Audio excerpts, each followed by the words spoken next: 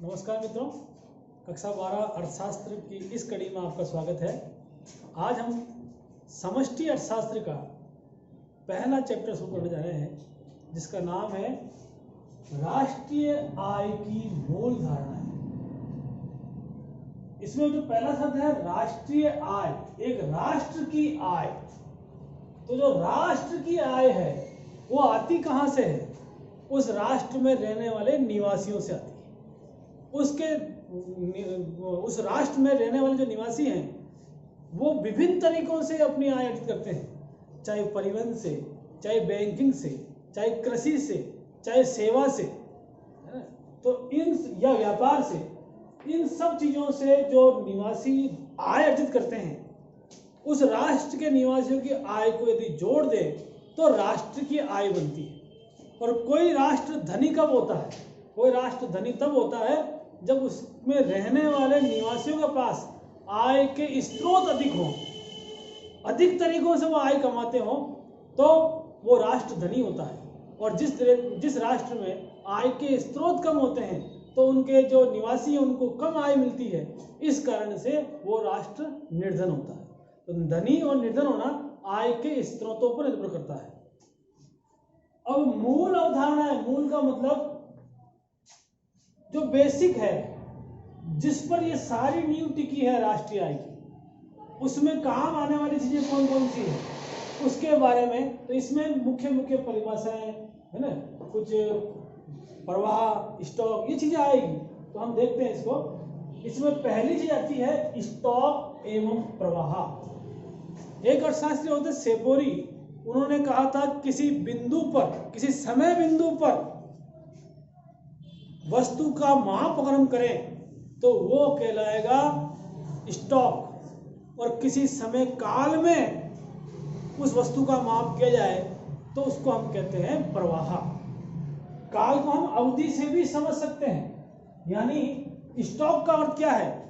एक उदाहरण से हम समझें, जैसे किसी बांध में, जो किताब में हमने उदाहरण दे रखा है वो बांध का दे रखा है ना, या हम ये कह सकते हैं कि दूसरा उदाहरण लेना चाहें तो हम फैक्ट्री का ले सकते हैं, जिसमें विभिन्न वस्तुओं का उत्पादन होता है ना।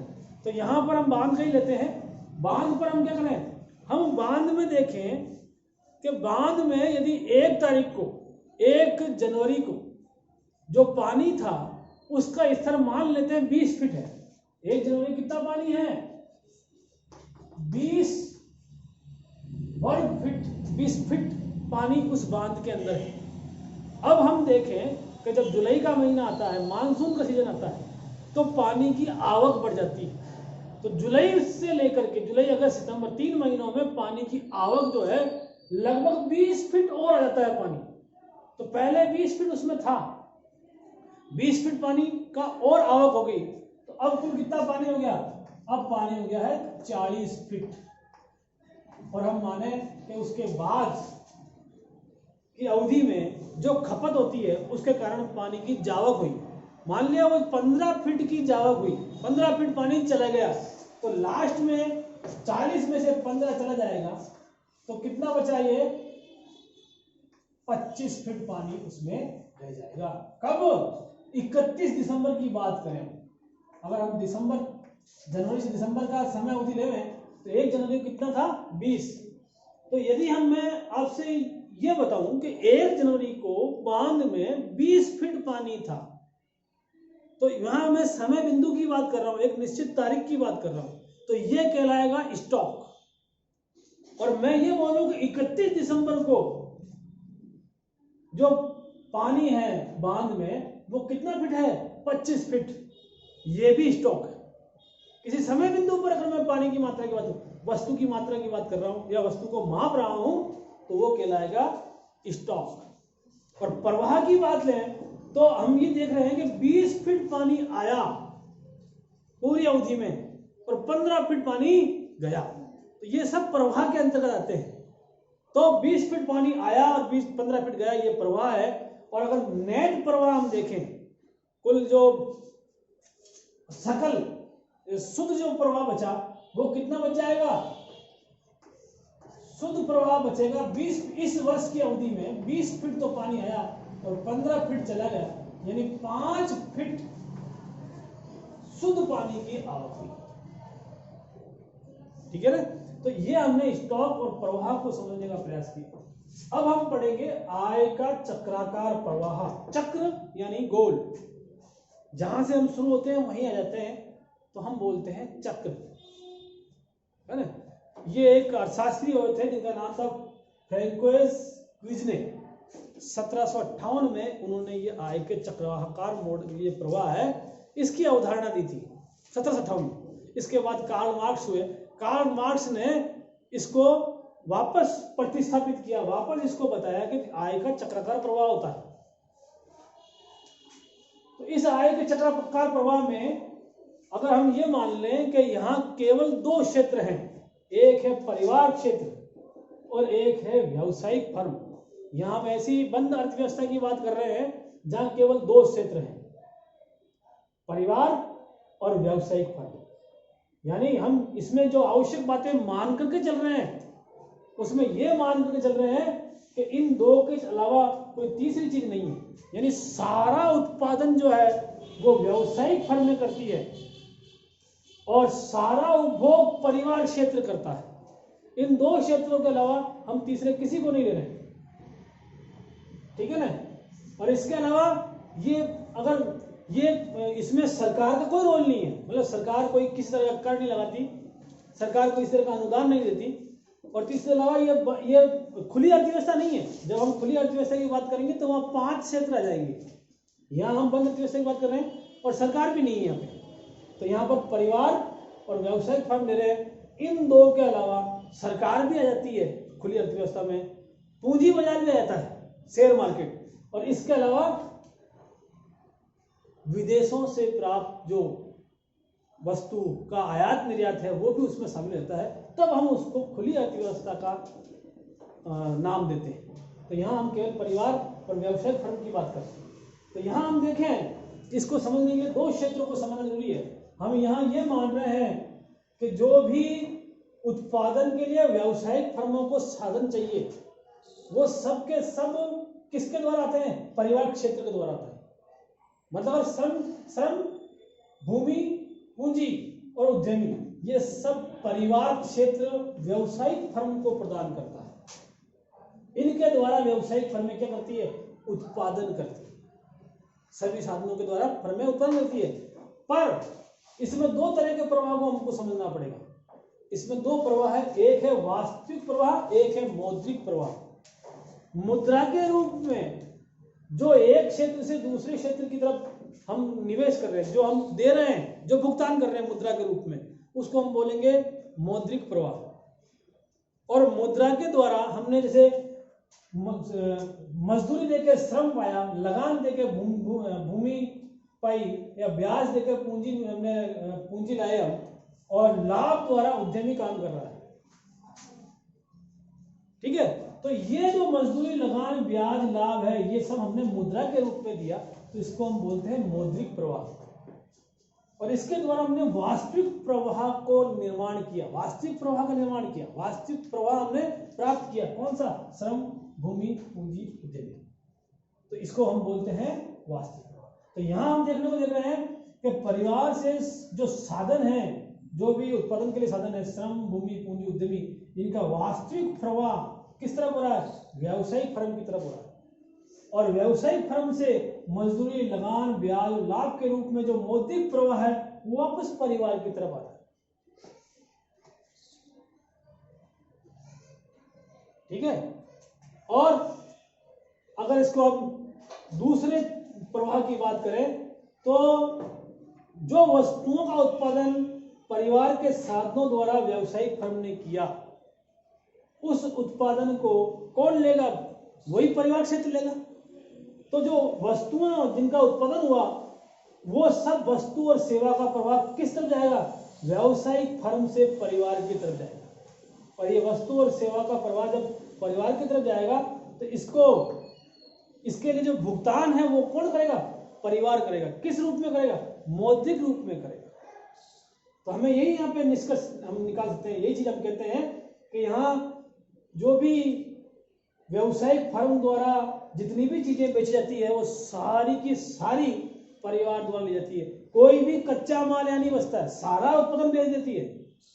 और उत्पादन में जो साधन है वो जितनी भी कमाई करते हैं, मजदूरी, लगान, ब्याज, लाभ द्वारा परिवार क्षेत्र, वो सब का सब वापस उपभोग व्यय के रूप में व्यवसायिक फर्म की तरफ आ जाता है। तो ये एक चक्र है पूरा। यहाँ से श्रम भूमि पूंजी उद्यमी है, यहाँ वापस मौद्रिक प्रवाह के रूप में मजदूरी, लगान, ब्याज, लाभ गया। व्यवसायिक फर्म ने जो उत्पादन किया उसका वस्तु और सेवा का प्रवाह किस तरफ? पर्यावरण क्षेत्र की तरफ, और पर्यावरण क्षेत्र से वापस उपभोग व्यय, इनका सबका खर्चा पर्यावरण क्षेत्र ने किया और किसको प्राप्त हुआ? वापस व्यवसायिक फर्म को प्राप्त हुआ। तो ये दो तरह के क्षेत्र हैं और हमको इसे सामान्य मॉडल है, इसके द्वारा हम समझ सकते हैं। मॉडल एक अच्छी चीज है जिसके द्वारा हम बड़ी चीज को, बड़ी घटनाओं को समझ सकते हैं, बड़ी विषय वस्तु को समझ सकते हैं। हम किसी अगर पूरे किसी व्यावसायिक कॉलोनी का निर्माण करना हो, हमें मतलब रहने के लिए कॉलोनी बनानी हो, तो हम पहले क्या बनाएंगे? उसके मॉडल बनाएंगे कि यहाँ हमारा किचन होगा, यहाँ हमारी ये बिल्डिंग, बड़ी बिल्डिंग यहाँ होगी, ये बड़ी बिल्डिंग, यहाँ खेल का मैदान होगा। एक पूरे मॉडल का निर्माण होता है। उसके बाद हम उसको समझ पाते हैं कि भाई होगा क्या वास्तव में, इसकी कल्पना कर पाते हैं कि वास्तविक रूप इसका कैसा होगा। तो मॉडल वह विषय वस्तु है जिसके द्वारा हमें वास्तविक वस्तु की कल्पना हो जाती है, हम वास्तविक वस्तु का अभिज्ञान कर सकते हैं। तो ये चीजें हैं हमें। अब हम ये निष्कर्ष रूप में हमने देख लिया कि जितनी भी वस्तुएं ये व्यावसायिक फर्म में निर्माण कर रही है वो सारी की सारी वापस परिवार क्षेत्र को पहुंच रही है, और जितना भुगतान मौद्रिक रूप में व्यावसायिक फर्म परिवार कर रहा है, वापस परिवार क्षेत्र उपभोग के रूप में जो खर्चा कर रहा है वो वापस मौद्रिक निवेश कहाँ आ रहा है? वापस मौद्रिक प्रवाह व्यावसायिक फर्म के आ रहा है। तो सारा का सारा हो गया। तो ये हम समझ में, ये हम इसको अच्छी तरह निष्कर्ष रूप में समझ सकते हैं। अब हम आगे चलते हैं इसके अगले बिंदु की ओर। अब हम पढ़ेंगे इसमें उपभोग और पूंजीगत वस्तुएं क्या होती है। जैसा कि नाम से स्पष्ट है, उपभोग वस्तुएं ऐसी वस्तुएं जिनका अंतिम रूप से उपयोग उपभोक्ता या उत्पादक द्वारा कर लिया जाता है, अंतिम रूप से, उसके बाद उसकी कोई कड़ी नहीं है, तो उसको हम बोलते हैं उपभोग वस्तु। जैसे भोजन है, भोजन थाली में आने के बाद उसका अंतिम उपभोग ही होता है, उसका और कोई आगे उसका निस्तारण नहीं है, आगे कोई उसका प्रवाह नहीं है। और पूंजीगत वस्तुएं क्या होती है? पूंजीगत वस्तुएं वह वस्तुएं हैं जिनका उपयोग हम उत्पादन के लिए करते हैं, जैसे मशीनें हैं, जैसे भवन है, जैसे बिजली के व्यवस्था है, जैसे पानी की व्यवस्था है ना, बांध है, नहरें हैं, सड़कें हैं, है ना। तो जो भी निर्माण हम करते हैं उत्पादन को सुविधाजनक रूप से करने के लिए, उन सबको हम पूंजीगत वस्तुएं कहते हैं। तो उपभोग वस्तु वह वस्तु जिसका अंतिम रूप से उपयोग उत्पादक या उपभोक्ता द्वारा कर लिया जाता है। पूंजीगत वस्तु वह वस्तुएं जिनका उत्पादन के लिए उपयोग होता है ना। तो ये, और अब हम पढ़ रहे हैं इसमें अंतिम मध्यवर्ती वस्तु, अंतिम वस्तु जिसका अंतिम रूप से उपयोग कर लिया गया है। जैसे हमारी थाली में भोजन है, उसका हम अंतिम रूप से उपयोग कर लेते हैं, तो वो क्या अंतिम वस्तु है ना।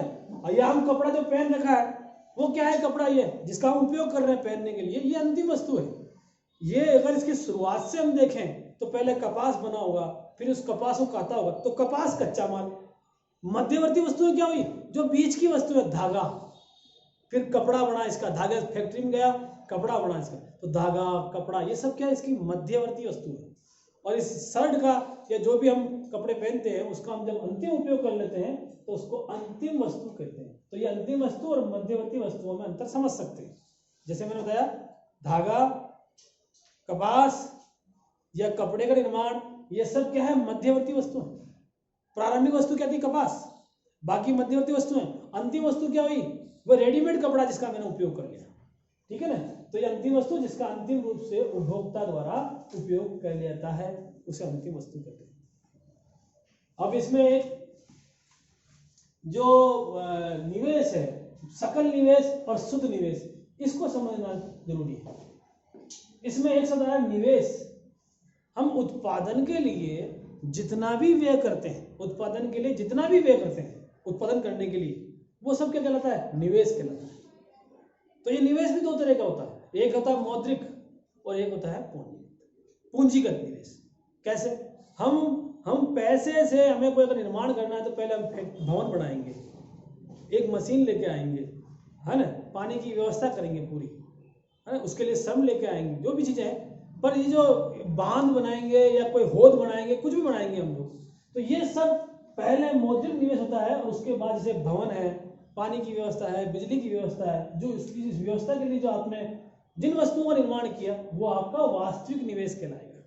मुद्रा के रूप में जो निवेश होता है वो मौद्रिक निवेश होता है, कैश के रूप में, नकदी के रूप में जो निवेश किया। और उसके बाद जो वास्तविक वस्तुओं का निर्माण हुआ, वे पंजीकृत वस्तुएं जिनका लंबे समय तक उत्पादन में उपयोग होगा। जैसे भवन बना लिया तो इसका लंबे समय तक काम आएगा, मशीन हम लेकर आएंगे तो काफी लंबे समय तक चलेगी, तो वो सब वस्तुएं कहलाती है पूंजीगत वस्तुएं, पूंजीगत निवेश कहलाती है, पूंजीगत वस्तुएं कहलाती है। अब इसमें सकल निवेश और शुद्ध निवेश, इन चीजों को समझना आवश्यक है। सकल निवेश का मतलब जो हमने कुल निवेश किया, हमारा वास्तविक व्यय है मौद्रिक रूप में या पूंजीगत रूप में, वो हमारा सकल निवेश है। जैसे हमने मौद्रिक रूप में निवेश किया, उसके बाद हमने पूंजी वस्तु निर्माण कर लिया, है ना। परंतु अब शुद्ध निवेश को समझना है तो हमें समझना पड़ेगा, हम जब मशीन का उपयोग करते हैं तो कुछ समय बाद उसमें गिरावट आती है, उसके मूल्य ह्रास होता है। क्यों? उपयोग के कारण जो मूल्य में ह्रास होता है, जो गिरावट होती है, उपयोग कारण जो गिरावट होती है उसे मूल्य ह्रास बोलते हैं। इसको समझ लिया। उपयोग के द्वारा जो भी वस्तु में गिरावट हुई है, जैसे मैं नई गाड़ी लेकर आया आज, या नई मशीन लेकर आया, तो नई मशीन में 1 लाख रुपए की है, पर अगर मैं बाजार में बेचता हूँ साल भर बाद तो मेरे को 1 लाख रुपए कोई नहीं देगा।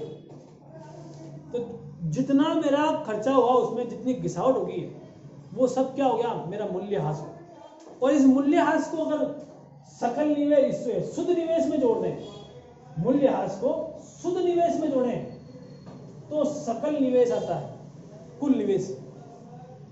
और अगर शुद्ध निवेश को समझना हो तो हमें यह समझना पड़ेगा कि जो हमने कुल निवेश किया, सकल निवेश किया, उसमें से मूल्यह्रास को घटाना है, क्योंकि जो गिरावट हुई है उसका व्यय भी तो गया है हमारा। मशीन आज कीमत गिर चुकी है, क्योंकि हम सालों पहले लेकर आए थे, उनको गिर चुकी है। तो जितना मूल्यह्रास हुआ, जितनी गिरावट हुई, वो उसको अगर सकल निवेश में से माइनस करते हैं तो हमें शुद्ध निवेश प्राप्त होगा। तो ये मुख्य उदाहरण हमने पढ़ी। इसके अलावा पढ़ लेते हैं घरेलू सीमा और सामान्य निवास। घरेलू सीमा, जैसे आप इसको अगर शब्द से समझें तो घरेलू, घर के अंदर की सीमा। तो एक देश के लिए घरेलू सीमा क्या है? उसकी जो प्राकृतिक सीमा है, जो सीमा रेखा है, जो लाइन ऑफ कंट्रोल है, या जो लाइन ऑफ एक्चुअल कंट्रोल है, उसके अंदर जितने लोग रहते हैं वो उसके घरेलू सीमा में रहने वाला निवासी है। अब इसमें और है सामान्य निवासी और अनिवासी। सामान्य निवासी वह जो जिसे उस देश की नागरिकता मिली हुई है, जो उस देश के निवासी हैं, और अनिवासी वह जिसे उस देश की नागरिकता नहीं मिली है, जो व्यापार करने के लिए उस देश में आए हुए हैं, वो अनिवासी है। तो सामान्य निवासी जिसे उस देश की नागरिकता मिली हुई है और जो उस घरेलू सीमा के अंदर, उसकी प्राकृतिक, देश की प्राकृतिक सीमा के अंदर रहते हैं। विदेश से प्राप्त विशुद्ध साधन आय। अब ये खुली अर्थव्यवस्था में हम देखते हैं, खुली अर्थव्यवस्था में हम कुछ चीजें हम दूसरे देशों को बेचते हैं और कुछ चीजें हम अपने देश में मंगाते हैं। तो अपनी वस्तुओं को दूसरे देशों को बेचना, ये कहलाता है निर्यात। और दूसरे देशों से अपने देश में वस्तुएं मंगाना उपभोग के लिए किसी भी काम से, वो कहलाता है आयात। तो निर्यात यानी भेजना और आयात यानी मंगवाना। अब हम जब विदेश से प्राप्त विशुद्ध साधन आय की बात करते हैं तो इस निर्यात में से आयात को माइनस करते हैं। जैसे मान लिया हमने 400 करोड़ की वस्तुएं बाहर भेजी, हमने 400 करोड़ का दूसरे देशों को निर्यात किया, बेची, और उसमें से अगर 300 करोड़ रुपए हमने वापस दूसरे देशों से कुछ चीजें मंगा ली, तो अगर विशुद्ध साधन आय निकालनी है तो 400 करोड़ जो निर्यात है उसमें से 300 करोड़ आयात घटाना पड़ेगा, यानी 100 करोड़ हमारा क्या हो जाएगा? विदेशों से प्राप्त विशुद्ध साधन आय कहलाएगी। और अगर ये आयात बढ़ा है तो हमारा ये विशुद्ध सदन आय ऋणात्मक हो जाएगा। जैसे 400 करोड़ हमने बेचा, निर्यात किया, और 500 करोड़ अगर मंगा लिया तो 100 करोड़ का शुद्ध ऋणात्मक विशुद्ध सदन आय हो जाएगी, क्योंकि ऋण बड़ा हो जाएगा। ठीक है। अब विशुद्ध परोक्ष करों की अवधारणा, सरकार लोगों का भला करने के लिए, या हम ये समझे कि इस देश के निवासियों के कल्याण के लिए कर इकट्ठा करती है, अप्रत्यक्ष रूप से कर लगाती है, और जो कमजोर लोग हैं उनके भले के लिए कुछ अनुदान भी देती है। जैसे हम गैस की टंकी जो है उसकी वास्तविक कीमत हम देखें तो 900 रुपये के आसपास पड़ती है, और अभी हमें कुछ 600 रुपये में पड़ रही है। तो 300 रुपये का भुगतान कौन, अनुदान कौन दे रहा है? सरकार दे रही। तो सरकार जो हमारे ऊपर अप्रत्यक्ष रूप से टैक्स लगाती है, प्रत्यक्ष रूप से, अप्रत्यक्ष रूप से, उसको हम कहते हैं अप्रत्यक्ष कर। और जो अनुदान सरकार हमको देती है, सरकार ने अपनी आय में से अनुदान दिया है ना, उसको अगर इस अप्रत्यक्ष कर में से माइनस कर दें तो शुद्ध अप्रत्यक्ष कर हमें प्राप्त हो जाएगा। कुल सकल अप्रत्यक्ष कर जो सरकार ने लगाया हम पर, जीएसटी द्वारा, सेल टैक्स द्वारा, जो भी पहले सेल टैक्स पहले थे, अब आजकल केवल एक जीएसटी हो गया। जीएसटी द्वारा सरकार ने जो भी टैक्स अर्जित किया वो हमें सकल अप्रत्यक्ष कर कहलाता है ना। इसके अलावा शिक्षा शुल्क वगैरह जो भी लेती है वो सब सकल अप्रत्यक्ष कर है। और जो सरकार ने हमको सब्सिडी दी, गरीबों को कम रेट में मिले इस चीज के लिए, या जैसे कोऑपरेटिव दुकानें हैं वहाँ अनाज हमें सस्ता मिल जाता है, बांटने के लिए मिलता है, तो जो अनुदान सरकार देती है उसको हम माइनस करते हैं, तो इन दोनों को माइनस करने पर शुद्ध अप्रत्यक्ष कर हो जाएगा।